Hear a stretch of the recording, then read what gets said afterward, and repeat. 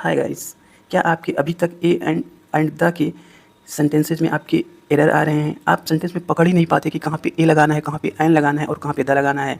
तो इस कन्फ्यूजन को मैं चुटकियों में दूर कर दूंगा। बस आप वीडियो में अंत तक बने रहें। Hello everyone, this is me Sanjay. आज मैं आप लोगों को ए एंड द के बारे में एक शॉर्ट क्लिप्स बताने वाला हूँ। जैसे ए का यूज कहाँ होगा, एन का और द का। देखो, ए एन का यूज जो है हम करते क्या है कि सिंगुलर काउंटेबल नाउन के पहले करते हैं। अब सिंगुलर काउंटेबल नाउन जैसे अ बॉय, तो बॉय क्या है, यहाँ पे एक लड़का है, नाउन ही है। देखो बेसिकली आर्टिकल क्या होता है, किसी नाउन को डिनोट करने के लिए आता है, किसी नाउन के लिए ही आता है, ठीक है। तो अब बॉय में क्या है जी, बॉय बॉय क्या है, एक कॉन्सोनेंट साउंड है, इसके लिए ए का प्रयोग करेंगे। देखो वोवेल आपके ए ई आई ओ यू होते हैं, इनको छोड़ के बाकी सभी आपके जो है कॉन्सोनेंट ही होते हैं, ठीक है। तो बॉय क्या है, आपका कॉन्सोनेंट है, इसलिए यहाँ पे ए का प्रयोग होगा, क्योंकि बॉय में बी जो लेटर है वो कॉन्सोनेंट साउंड दे रहा है।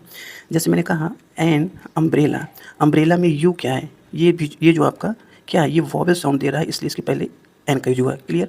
तो आप एक शब्द में इसको समझ लीजिए, एक सेंटेंस में समझ लीजिए कि ए एंड एन का प्रयोग सिंगुलर काउंटेबल नाउन के पहले होता है। जब जब कोई वर्ड कॉन्सोनेंट साउंड से शुरू होता है तब हम ए का प्रयोग करते हैं, और जब कोई वर्ड जो है वॉवेल साउंड से शुरू होता है तब हम एन का यूज़ करते हैं। जैसे यहाँ पे दिया है कि I saw a boy, I saw a boy में देखो आई शॉ, मैंने एक लड़का देखा, कोई लड़का, कौन लड़का पता नहीं। तो क्योंकि इंडेफिनिट आर्टिकल होता है ए एन, तो यहाँ पे इंडेफिनिट का सेंस होता है। तो आई शॉ अ बॉय, मैंने एक लड़का देखा, कौन सा लड़का पता नहीं। सी बॉट अ बुक, उसने एक बुक खरीदी, कौन सी बुक खरीदी, क्या खरीदी, मुझे नहीं पता वो कौन सी बुक खरीदी। क्लियर है? तो यहाँ पे बुक क्या है, नाउन है, उसके पहले एक आर्टिकल आया है। लड़का बॉय यहाँ पे क्या नाउन है, उसके पहले एक आर्टिकल आया है। अब यहाँ पे एन के लिए मैंने थोड़ा सा लिख दिया है, आप इसको समझें कि यहाँ पे मैंने लिखा एन ए का ही भाई है, क्योंकि ये दोनों क्या है, इंडेफिनिट आर्टिकल हैं, और इंडेफिनिट आर्टिकल में आपके ए एन दोनों आते हैं। क्लियर? तो जैसे यहाँ पे दिया मैंने an apple, an orange, an umbrella. अब देखो एप्पल में जो ये इनिशियल लेटर ए है, ये क्या है, आपका वॉवेल साउंड है। ऑरेंज में ये जो ओ है, ये क्या है, आपका वॉवेल साउंड है। अम्ब्रेला में यू क्या है, आपका वॉवेल साउंड है, इसलिए इन तीनों में एन का प्रयोग हुआ है। नेक्स्ट है आपका द थोड़ा सा समझने वाला है। देखो द का मतलब क्या होता है कि कोई पार्टिकुलर पर्सन या कोई व्यक्ति जिसे स्पीकर और लिसनर जानते हो। मतलब जो व्यक्ति, मान लो पर्सन ए है और ये पर्सन बी है, ये दोनों लोग किसी थर्ड पर्सन से की बात कर रहे हैं, और ये दोनों व्यक्ति इस व्यक्ति को जानते हैं, तब वहाँ पे हम द लगाएंगे, ठीक है। जैसे यहाँ पे लिखा है कि a dog, I saw a dog, the dog was very cute. पहले इन्होंने डॉग है, डॉग के पहले ए लगाया, क्यों? क्योंकि डॉग अनिश्चित है, इंडेफिनिट मतलब डेफिनिट नहीं है कि कौन सा dog. I saw a dog means कोई डॉग, पहली बार कोई कुत्ता दिखा, फिर the dog was very cute, फिर उसी कुत्ते के बारे में, उसी डॉग के बारे में जब दोबारा से जो है डिस्क्रिप्शन हुआ तो वहाँ पे द लगा, अब वो डॉग क्या है, नून टू हो गया है, ठीक है। जैसे यहाँ पे दिया है I saw a boy in the market, the boy was wearing a red shirt.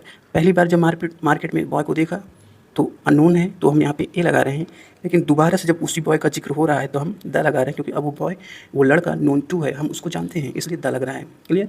तो को इंडेफिनिट हो जहाँ पे, वहाँ पे हम ए एन का प्रयोग करेंगे। जहाँ पे बात डेफिनिट हो, जहाँ पे हम उस चीज़ को जानते हों, उस चीज़ से परिचित हों, वहाँ पे हम द का प्रयोग करेंगे। That's it. एक एग्जाम्पल के माध्यम से यहाँ पे मैं आपको समझाता हूँ। जैसे ये दो फ्रेंड हैं, फ्रेंड ए फ्रेंड बी, ये दोनों लोग क्या करते हैं, डेली मॉर्निंग वॉक करते हैं। एक दिन देखते हैं कि उसी मॉर्निंग वॉक के दौरान एक ओल्ड वुमन है जिसको एक कुत्ते ने उनके पैर में काट लिया। तो फर्स्ट टाइम इन लोगों ने इनको भी देखा और इनको भी देखा, ठीक है।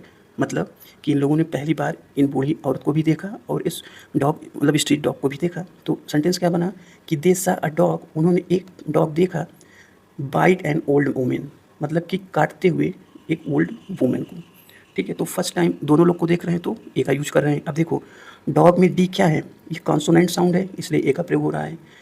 ओल्ड में ओ क्या है, आपका वॉवेल साउंड है, इसलिए एन का प्रयोग हो रहा है। चीज़ें क्लियर हो रही हैं? सेकेंड टाइम क्या होता है कि ये दोनों फ्रेंड अगेन किसी दूसरे दिन मॉर्निंग वॉक पे गए होंगे। ये क्या है कि एक ग्रुप देखते हैं स्ट्रीट डॉग्स का, ये लोग डर जाते हैं, फिर इनको वो बातें याद आती हैं कि कैसे उस दिन जो है स्ट्रीट डॉग्स ने ही जो है उस बूढ़ी महिला को काट लिया था। तो ये दोनों लोग क्या करते हैं, रिमेंबर करते हैं, याद करते हैं उस चीज़ को कि कैसे उस बूढ़ी महिला को उस कुत्ते ने काट लिया था। अब ये दोनों लोग इस वूमन को भी जानते हैं, इस डॉग को भी जानते हैं, इसलिए यहाँ पे द का प्रयोग होगा।